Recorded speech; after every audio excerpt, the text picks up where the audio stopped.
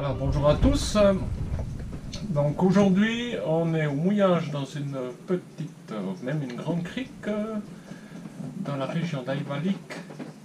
Et on a une nuit un peu difficile avec des petites pointes à fourchette. On est super bien ancré, pas de vagues. Mais voilà, on n'est jamais tranquille dans ces conditions. Donc aujourd'hui, comme on va rester au mouillage, je vais vous parler de nos soucis d'alternateur. Donc l'année passée, notre alternateur qu'on avait depuis bien 12 ans a cramé. Alors bon, on avait une courroie crantée, elle a commencé à s'user, ça fait de la poudre. Donc on s'est dit que cette poudre, elle est passée dans l'aspiration de l'alternateur et puis c'est pour ça qu'il a brûlé. Et on a des chantiers pour remédier à tout ça. Et en fin de compte, 9 mois après, l'alternateur il brûle nouveau et on ne sait pas pourquoi. Donc je vais vous expliquer un peu tout ça aujourd'hui. Voilà, donc ici le moteur Yanmar 4 cylindres 50 chevaux qui a 3700 heures maintenant. Et ici, donc ça c'est la nouvelle installation, la poulie qui a été rappondue sur l'autre poulie et l'alternateur Mastervolt. Et maintenant avec une poulie striée dans ce sens-là. L'année passée, on avait une courroie crantée, donc avec des crans comme ça.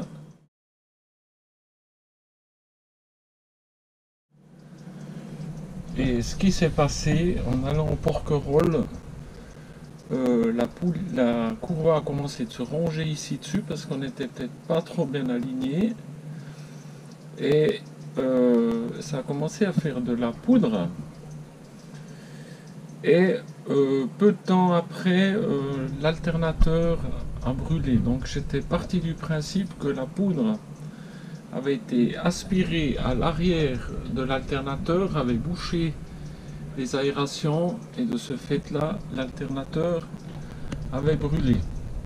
Donc ce qu'on a fait, on est allé au chantier au Cap d'Agde, à la Croix du Sud, et ils nous ont réaligné l'alternateur et ils ont changé le système de poulie. Ils ont pris la poulie qu'on avait, ils l'ont tournée pour faire les stries.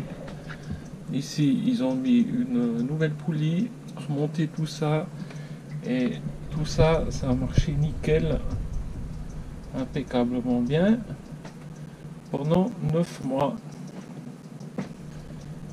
Et au bout des 9 mois, en remontant les Dardanelles, hop, tout d'un coup le moteur a ralenti, baissé le régime, alors que les batteries étaient pleines, et je suis venu voir l'alternateur, il était hyper bouillant. Et ça sentait le cramoisi, donc on a tout de suite arrêté tout ça, déconnecté l'alternateur et on a continué comme ça. Ici, on voit les câbles de 150 mm² qui arrivent depuis l'alternateur et les départs une fois pour la batterie de 860 ampères-heure. Et ce départ là qui vient sur ce commutateur pour la batterie moteur qui fait 40 ampères-heure. Et ce qu'on a plus là, c'est que entre cette connexion là et là, un fusible 200 ampères, entre cette connexion là et là, un fusible 200 ampères, et entre l'alternateur et cette connexion, un fusible de 200 ampères. Voilà, donc maintenant on se retrouve avec un deuxième alternateur cramé. C'est pas donné le prix de ces alternateurs là, et puis on sait pas très bien pourquoi. Donc on en commande un nouveau. Et comme ça fait moins d'une année qu'on l'a acheté, on espère avoir une garantie sur l'ancien. Donc en étant dans les eaux turques, en remontant les Dardanelles, on a trouvé un revendeur Mastervolt à Tuzla. Donc on l'a contacté, on a commandé un nouvel alternateur. Et là, naturellement, il fallait faire un paiement d'avance et rien que jusqu'à que le paiement soit fait, il s'est passé une semaine et demie parce que c'est compliqué, des virements bancaires depuis un compte français ou un compte suisse sur un compte turc, ça va pas tout seul. Et ensuite, on avait un délai de 4-5 semaines pour recevoir l'alternateur. Donc, on avait prévu nos 3 semaines en mer Noire chez nos amis en vacances, donc ça tombait relativement bien. Et puis au bout des 3 semaines, on est redescendu de Bosphore et on s'est mis justement en attente à côté de Tuzla. Et on a fait notre temps d'attente sans alternateur, ça allait très bien avec les panneaux solaires. Mais bon, on aime bien avoir un bateau en ordre et que ça fonctionne bien. L'ancien alternateur avait les diodes qui avaient pété et un des bobinages qui avait brûlé. Donc il fallait le rebobiner, changer les diodes, donc on l'a fait réparer. Et naturellement, Mastervolt n'a pas pris la garantie en charge. Parce que quand il y a une diode qui lâche, c'est pas pris sous garantie. Enfin voilà quoi, il ne voulait pas payer, donc on ne peut pas s'énerver avec ça. C'est comme ça. Ensuite, les causes de la panne. Qu'est-ce que ça peut bien être? Donc le premier diagnostic l'année passée avec la poudre, c'était certainement pas ça. Puisque l'alternateur a lâché quand les batteries étaient pleines, donc il chargeait quasiment pas. Et la deuxième panne qu'on a eue maintenant, c'est la même chose, les batteries étaient pleines. Donc on n'y demandait pas de puissance du tout. Donc ça c'était surprenant. Alors des téléphones avec des potes, téléphoner un auto-électricien, un mécanicien naval, on a eu plein de conseils, etc. On a un peu expliqué.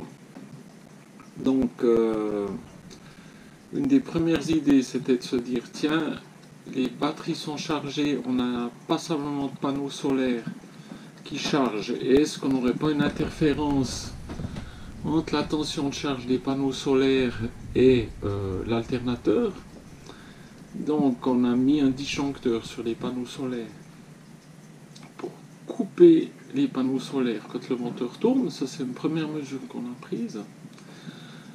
Ensuite, est-ce qu'il ne fait pas trop chaud dans la cale moteur? Parce qu'on est quand même dans un pays chaud. Comparé au lac Neuchâtel, on utilisait le moteur à 1 heure, 1 heure et demie. Ici, c'est plutôt parfois 4 heures, 5 heures. Il n'y a pas de ventilation forcée dans la cale. Donc, on a décidé qu'on ouvre une trappe. Donc là, je vais vous montrer. On a une petite trappe ici.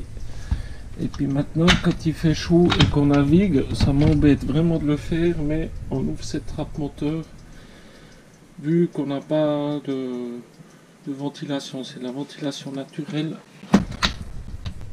dans le moteur. Voilà. En passant un petit café qui chauffe. Et ici, en passant aussi sur l'île, il y a plein de mouches. Alors, le bon vieux système, c'est dégueulasse, mais efficace. Donc voilà.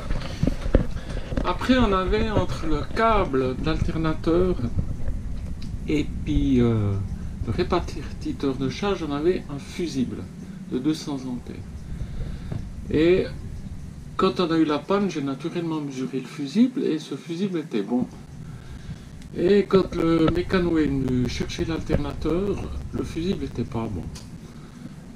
Et j'ai pris ce fusible et je l'ai scié, je l'ai ouvert, parce que c'est noyé dans du plastique. Et en fin de compte, il était cassé dans un des bords. Bon, ma supposition est que le moteur, l'alternateur vibre, le câble de 150 mm est assez rigide, il est fixé sur le fusible et le fusible lui était fixé sur une partie fixe.